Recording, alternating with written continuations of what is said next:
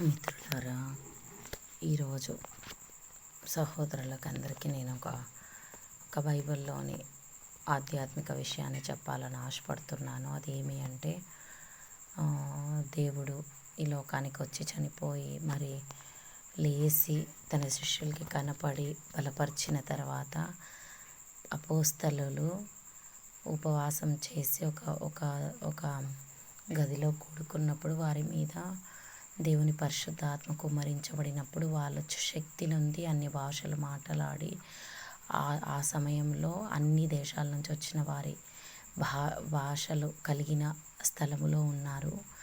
అప్పుడు వీళ్ళు ఆ భాషలు మాట్లాడినప్పుడు అక్కడ ఉన్న జనాలు విభ్రాంతి నొందుతారనమాట. I just want to tell the things that has happened after Jesus Christ has came to this world and he died and he resurrected.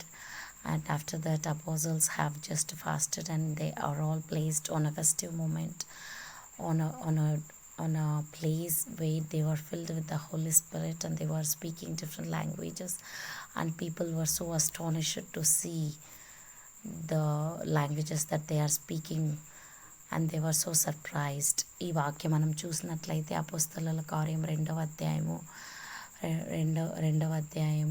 6 నుంచి 10 వచనాల్లో చూస్తాం. కానీ మనం 17వ వచనము అధ్యయనం చేసుకుంటాము. అంతే దినముల యందు నేను నా మనుష్యులందరి మీద నా ఆత్మను కుమ్మరించెదను. మీ కుమారులు మీ కుమార్తెలను ప్రవచించెదరు. మీ యవ్వనులను దర్శనములు కలుగును. మీ వృద్ధులు కలలుగందరూ.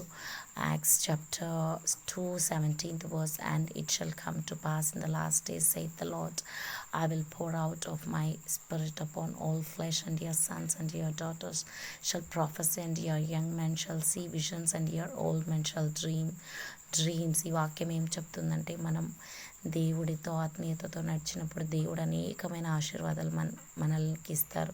This verse says that when we walk spiritually closer to God, God is going to bless with more abundant gifts. Content నచ్చినట్లయితే లైక్ చేయండి, సబ్స్క్రైబ్ చేయండి. మరి ఇతరులందరికీ ఈ వీడియో అనేది యూట్యూబ్ ద్వారా షేర్ చేయబడుతుంది. If you like my content, like and subscribe so that many people will view this content and they will be blessed. Amen.